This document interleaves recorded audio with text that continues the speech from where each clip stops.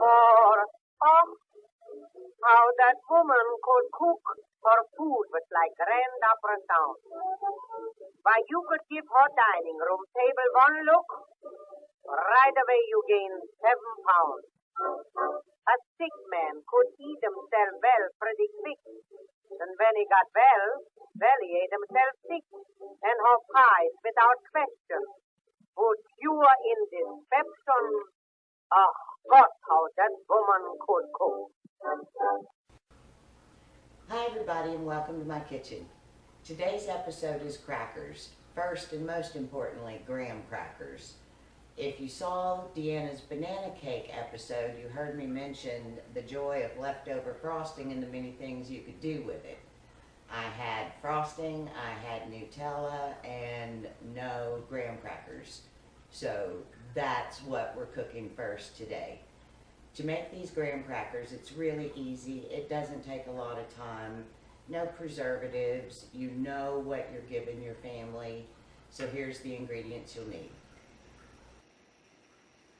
2 cups whole wheat flour, 1 cup all-purpose flour, 1/2 cup coconut oil, 1 teaspoon vanilla extract, 1/2 cup of brown sugar, 1/2 cup of honey, 1 teaspoon baking powder, 1/2 teaspoon baking soda, 1/4 teaspoon of salt, and 1/2 cup of milk. All right, so let's get started. First thing we're going to do is take our coconut oil. Now, the original recipe, when I first discovered this, called for shortening. Well, I try to use as little shortening as possible. We all know how bad that is for us. Any substitutions that I discovered was butter. Well, butter's great, but like we talked about yesterday, all things in moderation. I wanted these to be a healthy treat that I could offer my kids. Then I discovered coconut oil, and it is such a great substitute in baking. It gives us those healthy fats and all the delicious, wonderful benefits from coconut oil that we're learning so much more about every day. It makes this a guilt-free snack. So use coconut oil when you can. To the 1/2 cup of coconut oil, I'm going to add the brown sugar and honey. I like honey grahams. If that's not your favorite, you could just replace the honey with more brown sugar. You could swap it out completely and not use any brown sugar. It's a very easy recipe to adjust. We're going to go ahead and add the vanilla extract into that now and let this cream up. The coconut oil is a lot softer, so it won't take nearly as long. Just a quick minute to get everything blended.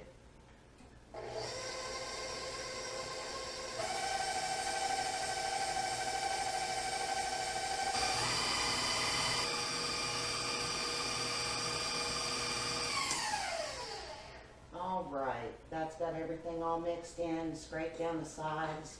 Right now it looks and is the consistency of a natural peanut butter. Just that quick.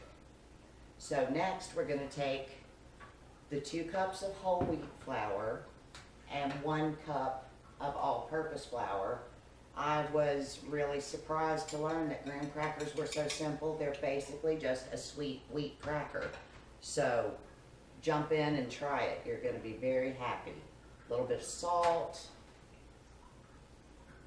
baking soda, baking powder.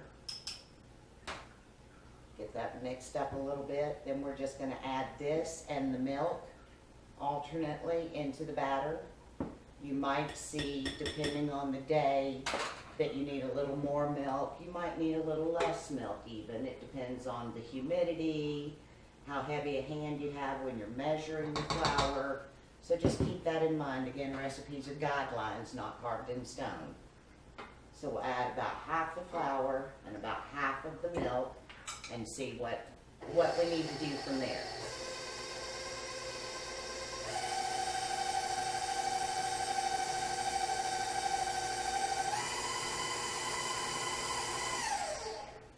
The rest of the flour now.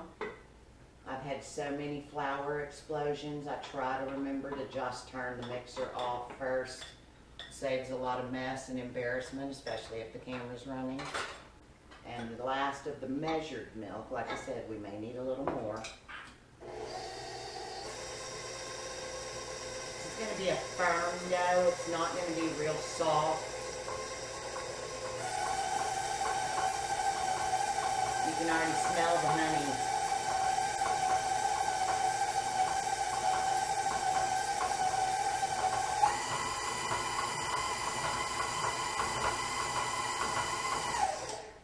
Well, I think that looks just about right. Let's scrape it down the sides, make sure everything's mixed in.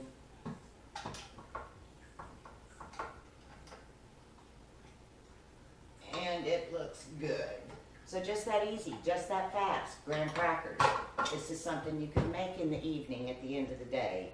Give the kids some nice healthy snacks, pack in their lunches. Bedtime snack for you and the hubby when no one's around.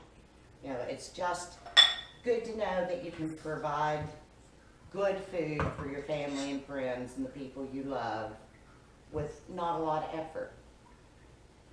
This could be made vegan very easily by substituting the milk for a soy or a nut milk. If you had dairy sensitivities, you could definitely do that. I've never made them with a sugar substitute, but I'm sure that it would be just fine. So we've got our dough mixed. Now all we need to do is wrap it in some plastic wrap, pop it in the refrigerator for about an hour to let it chill. Then it's time to roll them out and bake them. And I try to put it out in the shape I'm going to roll it to. So if you were making a pie crust and you wanted it round, you'd pat your dough out into a disc. If you're cutting cookies or crackers like this, I find it's easier to work with a rectangle. So again, it's all about me loving to play with my food, I think, more than anything else.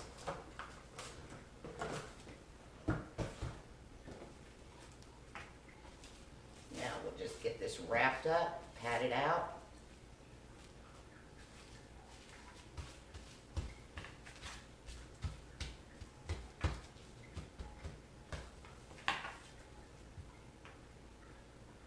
Pop it in the refrigerator for an hour, and we'll be back to roll it out nice and thin, cut it in shapes, bake it, and have a snack.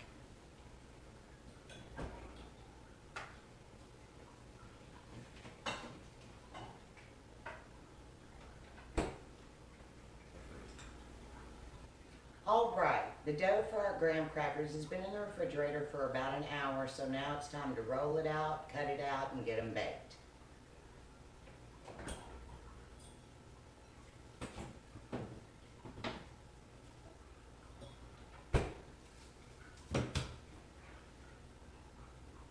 This dough is really easy to work with. It doesn't require a lot of special handling. You just want to make sure your surface is lightly floured. Go ahead and flour your rolling pin too. And this rolling pin is a great one because it has ends that come out and different discs that you can slide on. So you always know you're rolling your dough out to the recommended thickness. It really helps. It keeps everything nice and smooth and level. One day we'll spend more time talking about all my favorite gadgets and things, and that definitely falls into that category. So our dough's nice and firm. I'm going to cut it in half. It's just easier to work with that way. This is another one of those favorite things of mine. I use it for everything, cutting dough, moving items, chopped vegetables from here to the stove. It's another great little gadget to add. So now it's just going to start pressing it out and rolling away.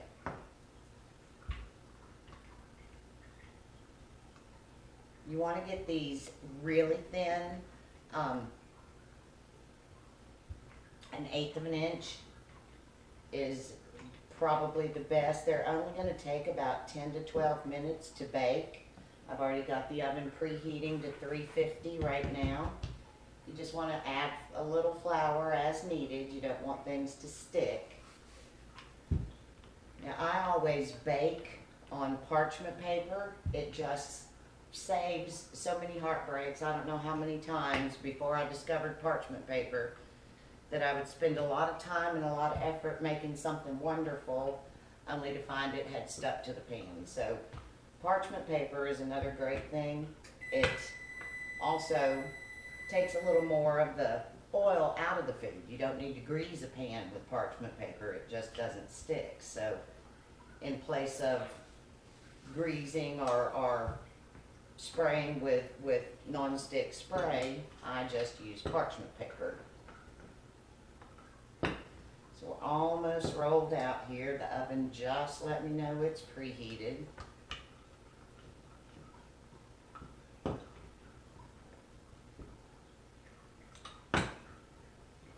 I like myself to roll these out and cut them with a round cutter. The one that I use, I would say if you squared it out, it's probably the size of half a sheet of graham crackers out of the package, so 2 of the 4 squares. That's just the right size for a snack. It's a perfect size to make ice cream sandwiches with. I love to come up with fun little things to do with my granddaughter and things like this, and the different things that you can do with something as simple as a graham cracker is fun for kids, and they get to be creative. You can put these in your food processor and grind them to crumbs for your pie crust and baked good needs that call for graham cracker crumbs. It's absolutely delicious. So this is all rolled out now, nice and smooth and even, recommended thickness. And I'll just take my cutter and just start cutting out these little circles. You'll get a good many out of this batch. They stay fresh for several weeks in a airtight container or a zip bag. You'll find once you start making these, they really don't stay around long enough to even worry about them getting stale, but like I said, they do have a really nice shelf life in your pantry, and it makes it really easy to give yourself or your family something quick and nutritious on a grab and go kind of day. So now we've got these cut out. I'll get my baking sheet. Already have the parchment on it. So we'll just lift away the scrap. And these trimmings you can re-roll. It's not going to hurt it a bit. Another great use for this little tool. You can put these pretty closely together on the baking sheet. They don't spread out, so they're not going to run together and stick. You should be able to get all of these on this sheet with no problem and move to the second half of the dough. I save my trimmings until I'm done with everything on the first roll, and then just put it all together and get one more pan.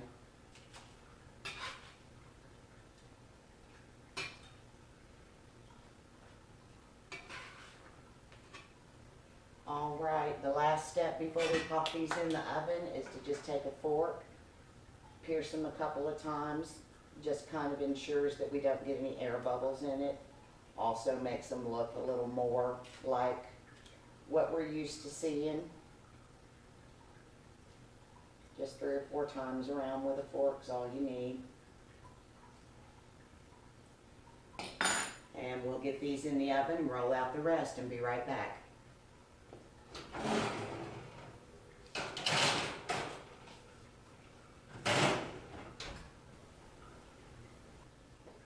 All right, the first pan of graham crackers is out and on the cooling rack, and the second one is ready, so let's get them out.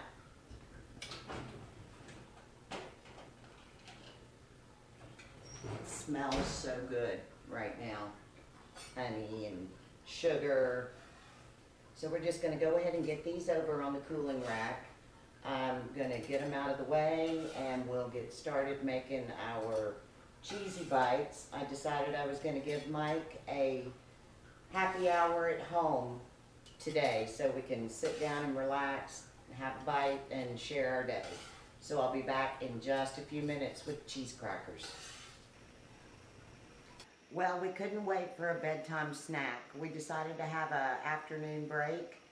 So I fixed Mike his favorite, peanut butter with bananas, and I satisfied my craving for Nutella with a little leftover whipped cream cheese frosting. So now that I've had my graham cracker and my caffeine, I think I'm going to make a special happy hour at home cocktail tray. It's going to have some delicious cheesy bites, so stay tuned for part 2. All right, everybody, welcome back. We're moving on from graham crackers to cheesy bites. This is another super easy, super quick recipe. You don't have to have a mixer, just a bowl and a spoon, and you got a little time, and you've got better than the box cheese crackers. One of the things that I noticed as I started trying to pay more attention to the things that we eat and the things that we leave behind us was how much packaged food I brought home more trash than food, or reading the ingredients, only the first 3 or 4 things could I pronounce. So I started looking for ways to make the things we love at home healthier, and this is one of those easy recipes. 2 tablespoons unsalted butter at room temperature, 3/4 of a cup shredded sharp cheddar cheese, 1/3 cup Parmesan cheese, 1/2 teaspoon paprika, 1/4 teaspoon salt, and just a pinch of cayenne pepper, and 1/2 cup all-purpose flour, and a little cold water just to bring the dough together. So we're going to start out with our room temperature butter. Just in the bowl we go, and the cheese. This is extra sharp cheddar. I wouldn't use anything less than that. I don't think mild would give you enough of a cheesy taste. And the Parmesan cheese. Now I have used fresh grated Parmesan in this recipe before. I don't think it's nearly as good as the green lid jar pizza cheese that we all have in our refrigerator. And who doesn't have that jar of pizza cheese? We don't always have fresh Parmesan. So all we're going to do is take the butter and the cheese with the back of our spoon and get it mixed well together. This is similar technique to making pie crust, if anyone's ever done that. If not, I'm sure we will on one episode, at least as the holidays get a little closer anyway. So you don't want to do a whole lot of handling of this dough because it can make it tough. There's very little flour in it. There's very little liquid in it. It just is delicious. So we've got our butter and cheese all mixed in together. Got the flour, a little salt, and when I'm baking and recipes call for salt, I always use table salt. When I'm cooking and seasoning things to taste, I generally use kosher or sea salt. Baking recipes, though, they normally are written with table salt as the salt of choice, so just keep that in mind.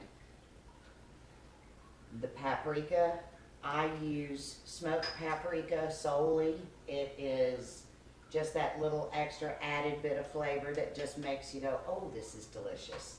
And a pinch of cayenne pepper. I have used chipotle pepper, ground chipotle. I've used a little more than what this recipe calls for because Mike and I do like things spicy. If I'm making it to share with friends, I cut back a little bit. So the pepper is just a to-taste item. So we've got that all mixed up now. It just goes right in the bowl with the cheese and the butter. Let's work it together. This is a very small batch. It's not one of those things that, you know, you're going to eat every day. It's going to be a nice little snack this evening when Mike's done work and we have a cocktail and sit down to chat. You know, it's not the economy size box in the pantry just waiting for you to grab and eat 2/3 of it one sitting. Again, everything in moderation, and you can enjoy most everything. So the flour's all worked in with the cheese now. We just need a little bit of water. I would say probably a tablespoon at best. Depending again on how heavy-handed you are when you measure your flour, the humidity of the day, it might need a little more, but it's always better to start with less and add later. So we've got not quite a tablespoon of cold water here. We're just going to just a little bit more. Once you make this a few times, you can tell what it needs a lot easier. So back to the spoon, and we're just going to work this around, pressing it into each other. You just want it to just start to form a ball that in your hands you could compress. Again, just like pie crust.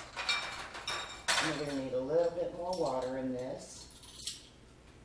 So again, just keep in mind that you want to add it a little at a time. Work that in.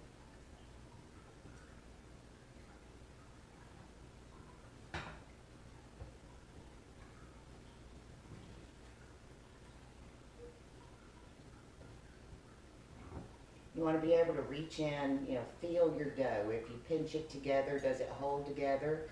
This is still pretty crumbly, so that shows me I still need a little more water.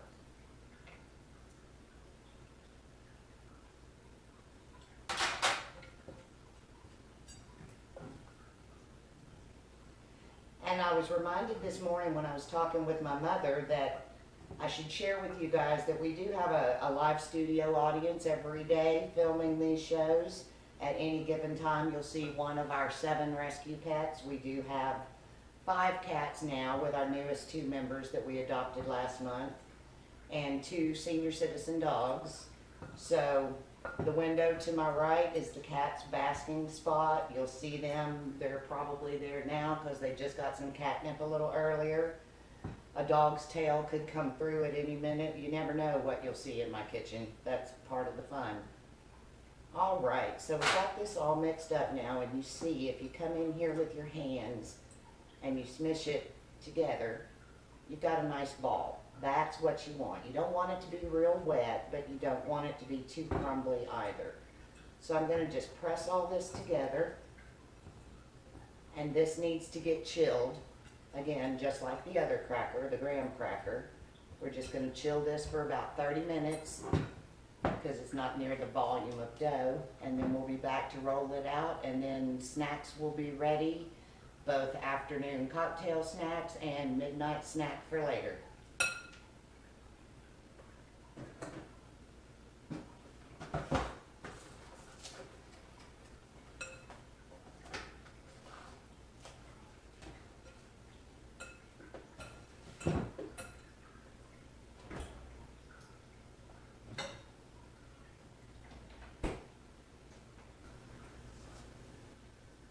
All right, we've got the dough here for the cheese bites, and if you're like me and you get distracted many times a day by shiny things and you leave it in there a little longer than the recommended time, just set it out on the counter for a few minutes. Chilled dough is easy to work with, but rock hard, solid, cold dough is a little tougher, so just give it 5 minutes on the counter.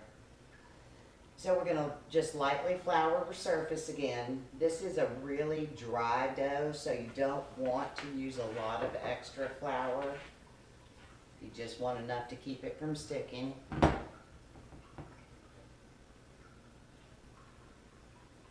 I made these last year to go in Christmas goodie bags, and I think I baked 12 baking sheets of them. I was so sick of cheese crackers by the time I got done making all those. So this is the first time I've made them since the holidays, but it sounds really good. And as the same with the graham crackers, you just want to roll it out to about 1/8 of an inch thick, nice, smooth, flat surface. I'm going to use a small cutter, the same round as the one I used on the graham crackers, but a much smaller size, a bite size. However, you could do this with your pizza cutter and just cut strips and then little squares or triangles out of that. There's any number of things you could do. I just have time and I like to play with my food, as we all already know. So just a little bit more flour on the top. We're almost thin. Like I said, this is a very, very small batch. This isn't the bulk club jumbo box. This is a treat, and we've had a busy week this week. First week back from vacation. Mike's work's been going crazy, so I just decided that I wanted to make a little something extra and us have some time to sit and have a snack and just reconnect after the busy few days that we've had. Seems like vacation was months ago. It was just last week. All right, these are rolled out nice and thin, smooth. You can see the sprinkling of the smoked paprika and the cayenne pepper through it, the yellow of the cheese. So now we'll just get our baking sheet over here, and again, I always use parchment paper. If you're baking multiple sheets, you just want to be sure that you let your pan cool completely before you put another batch on it, and that's with anything that you bake, cookies especially. Sometimes that's why our cookies spread and run more than we had planned. It's because we put that dough on a hot sheet before it ever even went in the oven.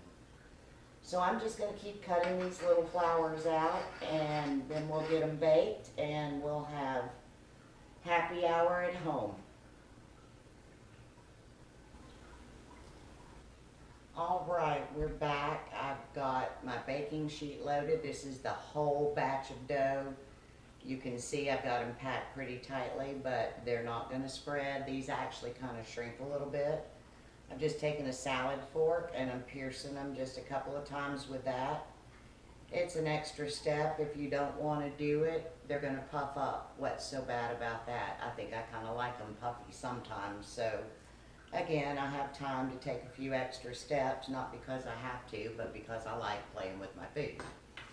The oven's preheated to 375. We're all lined up and pierced, and into the oven we go for about 10 minutes, and then we'll check them and be right back.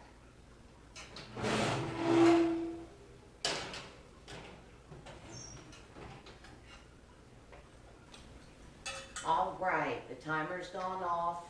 These wound up cooking right at 20 minutes. After 10 minutes, I was checking them every 4 to 5 minutes, rotating the pan, making sure they weren't getting too dark on the bottom. But so now here we have it, and you can see how much they shrunk. So packing them tightly on the baking sheet was no problem at all. And now we're just going to get these over on the cooling rack. This is sometimes the easiest way with little pieces. If you just pull the whole thing off.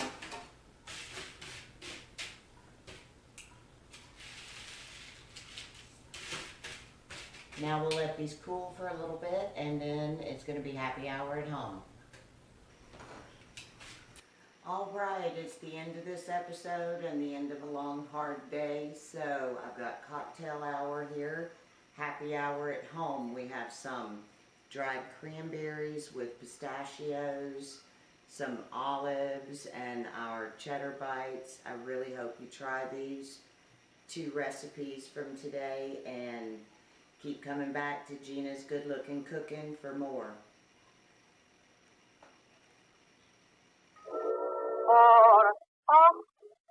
How that woman could cook her food was like grand opera sound. Why, you could give her dining room table one look, right away you gain 7 pounds. A sick man could eat himself well pretty quick, and when he got well, he ate himself sick, and her pies without question. Put pure in dyspepsion. Ah, God, how that woman could cook.